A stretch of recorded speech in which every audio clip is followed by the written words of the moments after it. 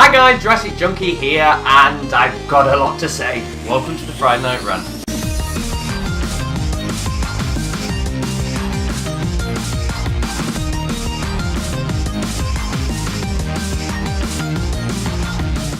So yes, I've decided to stand up this week because I need the energy. There's so much to say, so much information. I don't know if I'm going to cram it all in too fast and it's a little video or we have a mega giant video. I don't know, but we'll find out. So before we go into the conference, which was E3, I'm going to start off with a drink. And this week we're going to go with cider because we tend to always go with beers, and it's Carling's British cider. I've not had Carling's cider before, so, and I probably won't. Oh, yes I will, found it. Also in the background there is Isabella from Animal Crossing. Joe kind of forced me and says, you got to have it in the background. So yeah, that's in the background now. And also, there you go, that's representing you, the Nintendo fans, because I am actually not going to talk about Nintendo at all. It's just Sony and Microsoft and lots of information about that. So we do apologise, Nintendo fans, but you do have that. So let's give her a whirl. Ugh, not bad. It will do. It will do. So let's just crack on with E3. So I've actually broke this down into conferences of who spoke about who, so I'm kind of keeping the exclusives to each person who owns them. So just two games that don't belong anywhere really is Witcher 3, looks absolutely amazing, and it was obvious it's going to look amazing because Witcher is just a great game. And also Metal Gear Solid is a series I really have not been interested in, and this game actually looks amazing. I love the idea of it being open world and stuff like that, so yeah, it looks great. So that's them two out there, and now let's crack on. So the first on the stage was Microsoft. So chucking out there then the exclusives that they're showing us. So the first thing they're showing is Rise, which is just some kind of gladiator big fighter thing, which actually originally was going to be some form of like Kinect special game, and now they kind of remove the Kinect elements and you're just going to be mainly using it with voice to control your troops, and everything else is going to be done with, which does look like quite a lot of quick time events, but on a whole that game looks absolutely gorgeous with the amount of stuff happening in the background, attention to detail to blood in the water. It just looks great, and it's just a great kickstart to next gen. The next thing that actually surprised me was Sunset Overdrive. Now, this is just like a teaser trailer. We haven't seen any proper game of it yet, but that actually made me go, I am very interested because the game looks fun. A lot of games sometimes take themselves too seriously, and this is a game that I could actually jump on board and just go, I'm here to have fun and nothing but. So the next exclusive they shown was Forza, and to be fair, I just think car games tend to just get better by looking better. They don't do anything extra really, so car games to me don't really advance that much. So yes, Forza looks absolutely amazing, but the thing that I quite like about it, as I said, they've got this drivatar, where it's like some form of intelligent thing that actually works how you actually race and then puts it against players. Now at first I just thought, oh, it's a stupid idea, but I am quite interested. I like the idea of instead of playing against AI all the time or playing against a friend's ghost, it will actually be a friend's ghost AI combination weird thingy. So if my friend is always vicious on the corners, it will learn that, and then when I actually play against his AI, it will be vicious on those corners. But obviously it will be clever enough if I'm in the corner before him, it's going to have to do something slightly different. So I think that's quite interesting to add that, because as I said, car games just feel like you can't add that much more now. The next exclusive was Dead Rising 3, and I am shocked by that because I am playing Dead Rising 2 at the moment, and it's fun. You just go around killing zombies. There's nothing amazing about the game. I would never say everyone needs to play this game. But I am shocked at Dead Rising 3. Now, the graphics look absolutely amazing. The thing I love about this video is the sheer number of zombies, because I don't think enough games get it right. Now, Days is absolutely perfect, where it's about being scared of humans as well as zombies, so they've got that right. And some other zombie games do things indifferently. So like Left 4 Dead's quite good. It's just zombies, you know what I mean? All zombies do things, but I think the scariest thing about zombies is just sheer numbers. So I like the idea how you was killing 2 zombies, and next minute the fence went down, and then there was 5th there, then he climbed on the roof and there's 200, 400, 500, and that I've not really seen in a game before. Obviously, apart from Dead Rising has got the numbers, but there was just a bunch of dumb zombies, which on this one they look a bit better. They still look like dumb zombies, but it don't feel as cartoonish and slapstick. Until obviously he starts doing his stupid moves with the weapons, but to be fair, that's absolutely fine. So I think Dead Rising really has stepped the game up for this one, and I cannot wait to play this game. The next exclusive they decided to drop was Minecraft, and I replied, f*** off to that, because Minecraft I absolutely love. Got it on PC, got it on Xbox, but do not give us the same Minecraft and saying it's exclusive. There's pointless showing it. Yes, it means our maps can be endless now, like the PC version, but to be fair, that's not big enough to actually go on the stage and show off.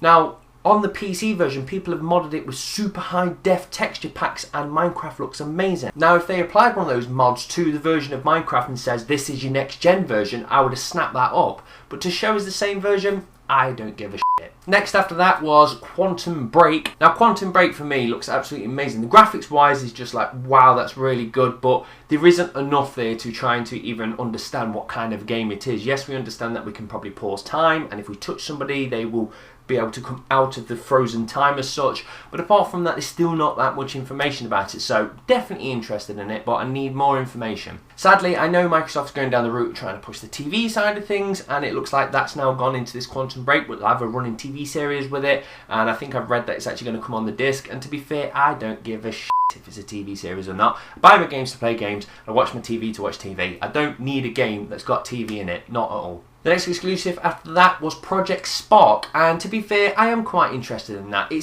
feels like it's got a childish kind of flavour to it, and I'm not that bothered about playing it. The idea of actually being able to make your own games within the game, I definitely am interested in. I think this is Microsoft's version of the Little Big Planet, because Little Big Planet, I've played them games, I think they're absolutely amazing, but obviously the community have actually built games on top of the games, and that's what's made that game thrive.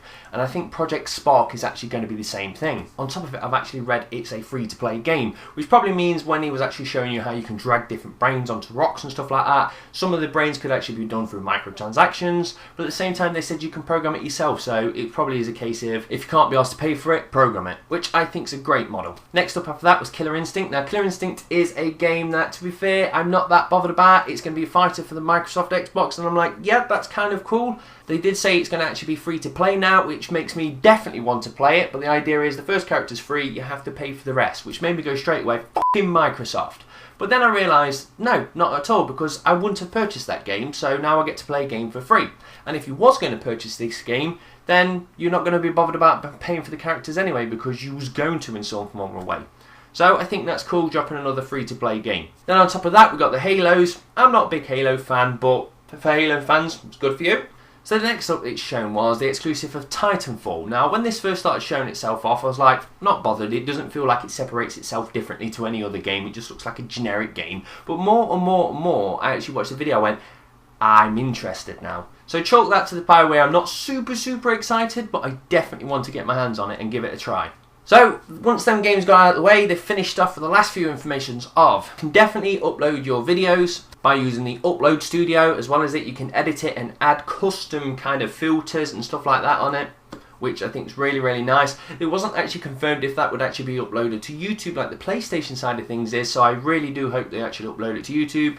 But if not, it's not too much of a major problem, because as long as it's uploaded somewhere, I'll be able to get my hands on it, edit it and put it on YouTube myself. They've said that the console is going to be uploading to Twitch, which I think is great. Obviously, PlayStation 4 is going to be uploading to Ustream, but personally, I prefer Twitch because it's a dedicated gaming site, whereas Ustream is a bit of everything. And there's also other reasons why I like Twitch, but that's geeky API.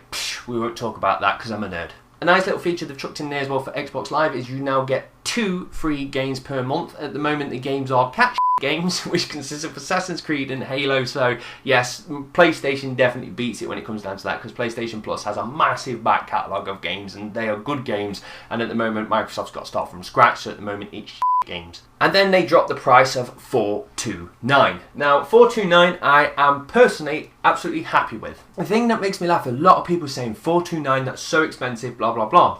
Now, I can't understand that, because some people are willing to go out there and buy the latest iPhone for over £500, and to be fair, phones tend to last me around about 2 years, and this is a console that you're going to invest into probably up to 7 years, so it's a massive investment. So I think £429 for something that you hope we're not going to get red rings and stuff like that, but the point stands, you're going to be using this for a very long time, and I think $429 for something like that is great value. Well, I won't say great value, but you understand what I'm trying to say. There's more expensive things out there that people don't moan about, so a console for $429, I'm happy with. I just feel like I'm in the pub now, standing with you. You right, Sam? So after that, let's just jump into Ubisoft. Had 2 very interesting titles. The Crew, which is just some form of online racing game where you have to go off and do missions like shut down bank trucks, and at the same time people have turf wars, And that's the kind of car game I've been waiting for a long time. As I said, like racing games there's not much more you can do with them, and this just looks like a nice, new, fresh kind of game. So Ubisoft nailed it with that, and I cannot wait to play that game. And the one that me, Joe, and all my friends are so excited about is the idea of Division.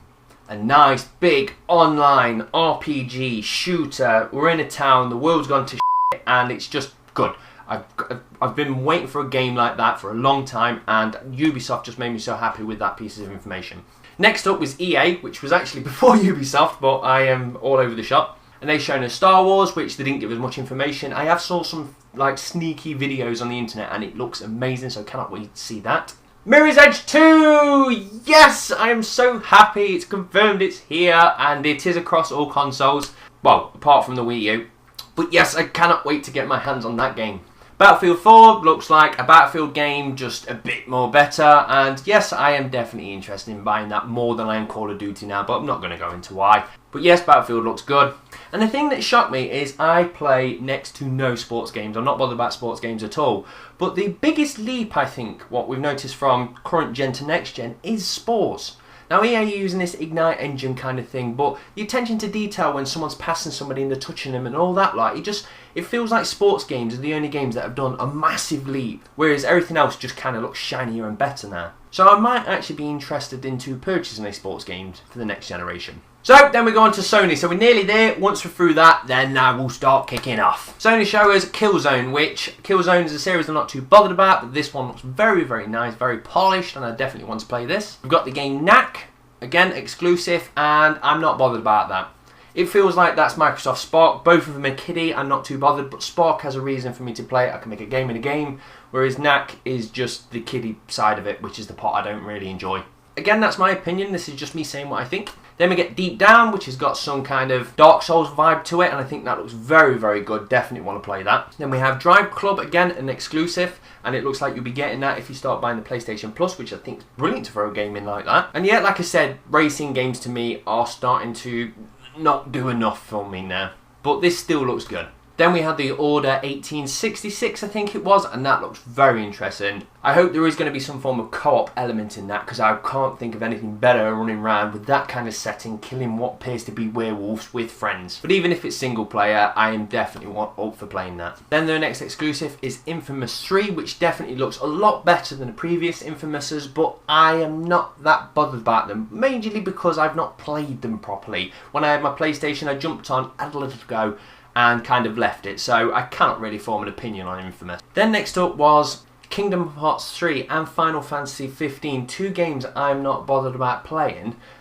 just because I've not been into the series at all, but it kind of looked like they were Sony exclusives, and now it's come out saying that they were actually also coming to the Xbox One. So after all this, in my head I'm going like, Microsoft's got the better exclusives, so I think I'm definitely going to go with Microsoft. And then Sony did something that completely shocked me. They did the trade it, sell it, lend it, keep it, big speech, and the crowd went nuts, and I will tell you now, I got duck knobs and I went, you know what? You know what? Yes, call me a PlayStation fanboy. So yes, that part of the conference made me go, fuck it, I'm going to PlayStation, and made me make this very nice t-shirt. It looks pro, don't it? So yes, I spoke a lot about DRM in the past few videos, got a lot of hate for it as well, but the point is, I 100% did believe there's a gentleman's agreement in place and both of them would do the same tactic. So I was kind of just trying to get people prepared for the new world. And I was shocked that Sony wasn't doing it, and it made me go, you know what, that means Microsoft decided to go in and do this by themselves, and you're fucking idiots for trying it, because if there's a gentleman's agreement in place, cool, I'm alright with that. But for you to try it and not even know if Sony's going to do it or not is just fucking suicide. So yes, jump ships, PlayStation. So now they've said the multiplayer side of actual PlayStation has now been moved into PlayStation Plus, so it's obviously behind a payment barrier now, so it's not free. I think that's absolutely great, because personally, you pay for what you get. I've been playing on Xbox Live for the last 5 years, and that service is amazing, and I pay for it. Whereas PlayStation Plus, we did see that the actual entire network went down for a month at one point last year, or a year ago after that. But the point is, you pay for what you get. So if people start paying for online multiplayer, that means the service will get better. And I think it's definitely worth them asking for the money. Plus on top of it, obviously you get your PlayStation Plus, so you get a handful of free games every single month, and them games are 10 times better than what Microsoft's trying to offer out. Also in the corner there, I do own a Vita. I play very little of it, but PlayStation Plus also works with the Vita, so if I get PlayStation 4, I can get free games on both of them. They've said that the indie developers will be able to self-publish and keep the rights for the games, which I think is great, because as I said, I've been half-assed trying to make games. I love indie games, and I think the idea of them looking after the indie developers, even though Microsoft says they are going to be doing indie and they are going to be providing support and stuff like that, sounds like Sony are going to be looking after them that much more better. And then to finish it off, they turned around and said the price of it is going to be $379. Which again, it's cheaper, absolutely brilliant, but I still think if you was going to get an Xbox, you wouldn't drop back to PlayStation to save yourself 70 quid. So at the end of the day, the price tag doesn't bother me. So I admit that when I got this information, I was like, right, I'm PlayStation. It kind of upset me because it was one of them things where, like somebody's told you going on holiday to the Caribbean, you mentally prepare for it, you go there, you already tell yourself what you're going to look at, the sights and everything. And then they say, well, it's actually not the Caribbean. It's somewhere as nice, but it's not the Caribbean. And I felt deflated because I was like, no, I've mentally travelled there. I knew exactly what I was going to do on that day. And now I've got to reschedule my brain and say, you now like this instead. So I changed my wallpaper to a PlayStation 4 wallpaper. I started to watch lots of videos on the controller because, to be fair, I do still believe the Xbox One controller is the better controller, and I'm not a fan of PlayStation's controller, but I've had a look at it and it looks a lot better than the PlayStation 3 controller. Still not good as X1, but it does look better, so I'm starting to warm to that. And just looking at what previous games that you got for the PlayStation Plus made me get happy, so I can honestly hold my hands up now and say I'm excited for the PlayStation 4. Let me have a little swig, because this is where it gets interesting. I'm going to have to read this off the tablet now. But then CEO Jack Tretton turned around and was asked about the DRM, because obviously they're saying you can trade, you can second-hand, you can do everything just like you can on the PlayStation 3. And that was obviously the thing that made me go, you're a good man. And he responded, the DRM decision is going to have to be in the hands of third parties. It's not something that we're going to dictate, mandate, or control or implement. Also followed by, we welcome publishers and their business models in any platforms. There's going to be free to play, there's going to be every potential business model out there. Which actually means they are not going to control what the developers and publishers do. Which simply means if EA decide that they're obviously going to stop second-hand games on the Xbox One and want to apply something like the online pass, but where it actually forces you to connect to Origin every time you play a game, it means they can. And it means if they wanted to stop you selling on that game, they can. Which means what they actually said at the start was a bit of a fib. What they're trying to actually say is Sony's games themselves won't have any DRM or anything. You can sell them, you can do what the hell you want, just like Microsoft's games. But at the end of the day, if a developer wants to stop you from doing a particular part of something on the game, they can. Just like Microsoft. And that's when I turned around and thought, you know what?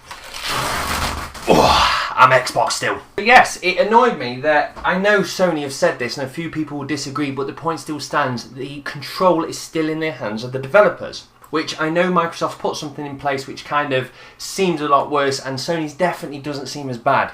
But the point stands, if somebody wants to do something on both of them, they can. Now I'm going to use obviously EA as the example, but the point is that obviously Xbox you need to connect every 24 hours to make sure you're still the license holder, and there's no reason that EA can't obviously say every time you want to play this game on the PlayStation you need to sign into Origin, therefore it needs to be online, so they can do obviously enforce a very similar thing. But to be fair, I don't think we'll see that happen at all across both consoles, because EA's actually turned around and says they didn't want Microsoft to actually put this DRM thing in place, because EA is, yes, they are a bunch of sometimes, but they like money and they're not that stupid, and they know the money is in microtransactions. So I think that's why we've lost our online passes, because we're going to see a lot more free-to-play games. Command & Conquer's on its way, that's going to be jam-packed with microtransactions, and it's one of them things where you kind of get raped without knowing it. And I think that's the actual tactic that EA are going to be going for, so they won't enforce no second-hand sales. Same time, Ubisoft's turned around and says they're not interested in stopping second-hand sales, and on top of it, look at the backlash Microsoft's got. I don't think anyone would dare stop second-hand games now, because if they do, the game will probably not sell in the game stores. So the major thing with Microsoft at the moment is, yes, you need to connect every 24 hours. Now for people that don't have internet connection, that's a f***ing ludicrous decision for Microsoft to do. Yes, granted, it's silly. Luckily enough, I have internet connection 24/7, so for me it doesn't bother me at all. And to be fair, in exchange for a 24-hour constant connection, in return you get the cloud of gaming. which simply means that I can go and run to my friend's house when I go to the gym and simply say, have you tried this game? And I don't have to take any discs with me because it's on the cloud, and I can just sign in and say, try that. And that is a service I'm willing to actually take in exchange for the 24-hour connection. And as I said, I think the exclusives are way better on the actual Microsoft console. The controller's better. But then, let's have another little drink. Gets interesting again. There's one thing which I do have a problem with.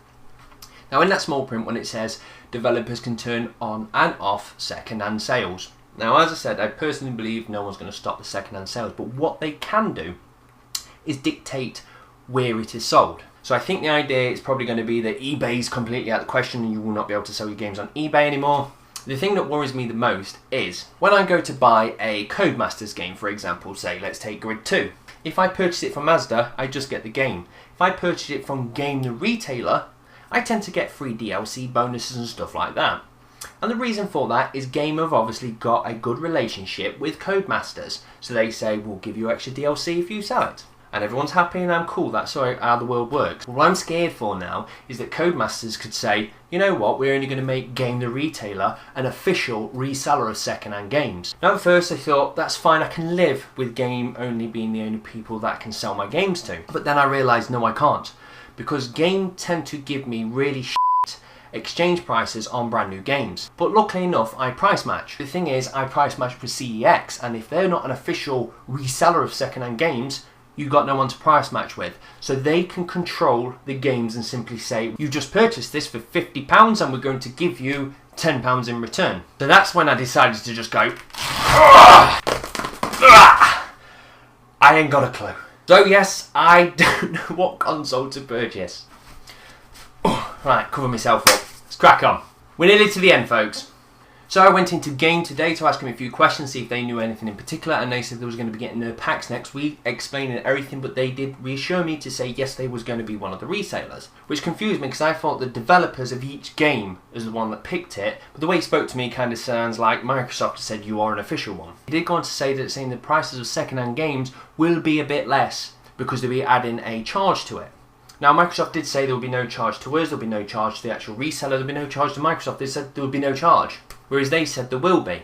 Now I don't know if that means there is a real charge or they're just going to go admin fees, which is probably more than likely. So again, I'm like, oh, that means you're going to be giving me even less for my games. That's quite worrying. So that's made me gone, back to PlayStation 4. Then another piece of information comes out, which is from Phil Spencer, and this is talking about that you can have 10 family members that can all share your cloud games together. And he said it's not 10 different people all playing games concurrently, but when you think about it, real usage scenario, and we thought about it around the family, and we know certain people will create a family group with people that aren't a part of their family, and I think that's an advantage, and people will use it. So in other words, he's saying that obviously 10 people can share the games, but we know people aren't actually going to be family members, they're probably going to be friends. And he's allowing that. Asked if there'll be any limitations to who is added to your family group, Spencer joked and says no birth certificate will be needed to be sent in. So it simply means that I do have a large amount of friends that I play with. If all 10 of us was a family, one person could purchase a game and all of us could play it. Now, can we all play it together? The rumour at the moment is only 2 can play it together, but it doesn't matter. If it's an offline game and my friend purchases it, and then once he's completed, I can do it, next person can do it, next person can do it. I think that's a great system and puts me back to Microsoft again. So, honestly, where do I stand at the moment? There is my Xbox One pre-order, and there is my PlayStation 4 pre-order. I really do not know which one I want to go with. I've swayed more to PlayStation, then a bit to Xbox, and the thing is, I'm swaying back and forth every single day with every piece of article that comes out. So I'm going to cool my jets with reading the news now, let the dust settle for a little bit, and then spend a lot of time taking all the information in and actually working out which console I want. So yes, a very interesting Friday night rant and lots of information, and I apologise if I've bored the shit out of you. But what I do hope I've done is open the eyes to a few people who was going to one particular person and didn't realise some of the things that was in there, or may sway somebody to the opposite side.